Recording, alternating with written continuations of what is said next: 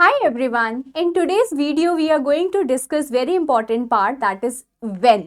तो हम आज की क्लास में लर्न करेंगे कि when कब लगता है, इसके साथ क्या क्या टेंसेस हम यूज करते हैं. ठीक है, तो it's a part of conditionals only.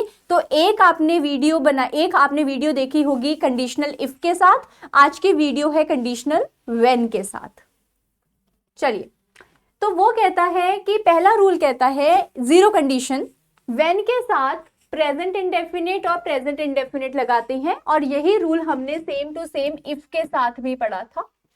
ये again general truths, habitual actions और यूनिवर्सल फैक्ट्स के लिए यूज होता है.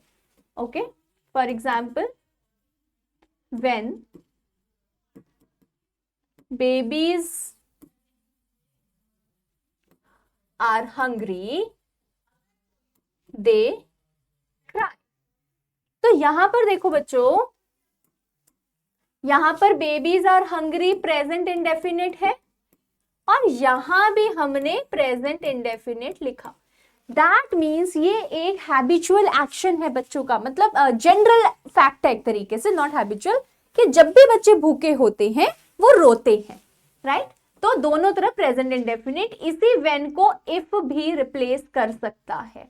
तो इफ और व्हेन के साथ यहां पर सेम आपका कंडीशनल बनता है, जीरो कंडीशन, दोनों तरफ प्रेजेंट इंडेफिनिट टेंस. ठीक है, चलिए नेक्स्ट की तरफ चलते हैं. When plus past indefinite, past indefinite. अब पास्ट इंडेफिनिट क्या है आपका? सब्जेक्ट वर्ब की second form, object subject verb की सेकेंड फॉर्म ऑब्जेक्ट. तो दोनों तरफ वो कह रहा है सेम ही टेंस रखो, कोई दिक्कत नहीं है. ये two completed actions in the past often occurring one after another. देखो एग्जाम्पल, व्हेन शी गॉट हर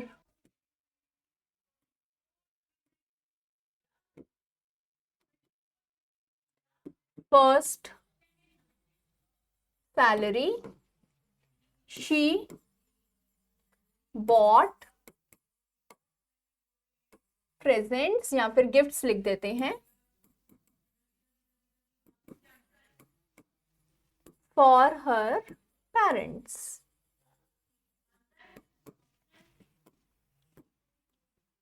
तो यहां पर she got her first salary V2 and she bought gifts again V2. तो व्हेन के साथ दोनों तरफ हमने V2 का इस्तेमाल करा, मतलब दोनों एक्शन पास्ट में हुए थे एक के बाद एक. पहले सैलरी मिली, फिर उसने गिफ्ट खरीदे. Got it. तो इस एक्शंस को भी, मतलब व्हेन के साथ एक हमने पढ़ा प्रेजेंट इंडेफिनिट, प्रेजेंट इंडेफिनिट, एक हमने पढ़ा पास्ट इंडेफिनिट, पास्ट इंडेफिनिट. फिर नेक्स्ट आता है past indefinite and past continuous. A short past action interrupting an action already in progress. Already एक एक्शन हो रहा था, दूसरा एक्शन बीच में आ गया. जैसे कि when you came I was sleeping. मतलब मेरे सोने का एक्शन तो चल ही रहा था, तुम आ गए उसके बीच में, राइट. तो when के साथ हमने क्या किया? हमने लगाया वर्ब की सेकेंड फॉर्म, और यहां पर हमने क्या लगाया? Past continuous. तो बच्चों टेंसेस बहुत अच्छे से आने चाहिए. ये क्या है आपका? was were प्लस ing, और इंडेफिनिट तो वही है जो अभी आपने पीछे पढ़ा. तो ये टेंसेस बहुत अच्छे से आने चाहिए. ठीक है, तो इसमें वो क्या बता रहा था? जब when you came I was sleeping, जब तुम आए मैं सो रहा था. एक और एग्जाम्पल कर लेते हैं इसका. अच्छा, आप इसको वाइस वर्सा करके भी लिख सकते हो. जैसे I was playing when she called me. मतलब ये पूरा का पूरा उठकर इधर इधर हो सकता है. We can make it vice versa. इसको बोल दो I was sleeping when you came, या फिर when she called me I was playing. आप इसको ऐसे बोल सकते हो. ठीक है, ये दूसरा एग्जाम्पल था. चलो आगे चलते हैं. वेन प्लस प्रेजेंट इंडेफिनिट और इसमें क्या लगाते हैं हम, फ्यूचर, विल शैल, और विल शैल है तो वर्ब की कौन सी फॉर्म लगेगी, of course first form. Present indefinite आपको पता ही है, सब्जेक्ट, वर्ब की फर्स्ट फॉर्म प्लस ऑब्जेक्ट, या फिर वर्ब की फर्स्ट फॉर्म प्लस एस और es plus object. Real and possible future situation, मतलब ऐसा होगा, for example when you work hard you will pass.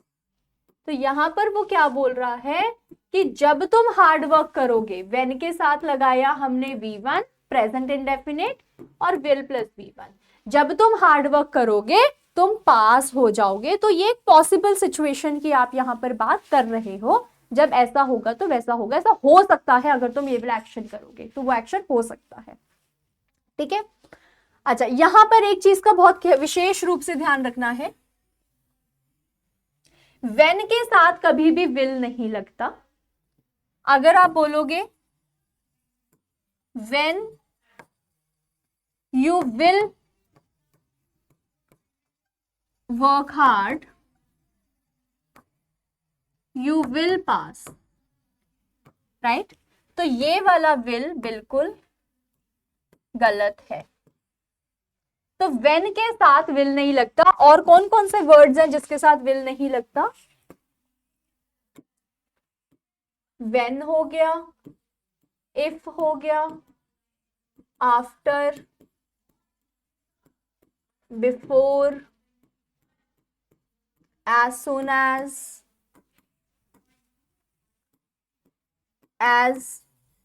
long as etcetera etcetera, इनके साथ आप कभी भी विल, शैल, वुड का इस्तेमाल नहीं करते। विल की मतलब फ्यूचर की कोई भी फैमिली नहीं आती है। तो वो अब ध्यान दो यहाँ पर कि मैं सिर्फ व्हेन वाले या इसके क्लॉज की बात कर रही हूँ।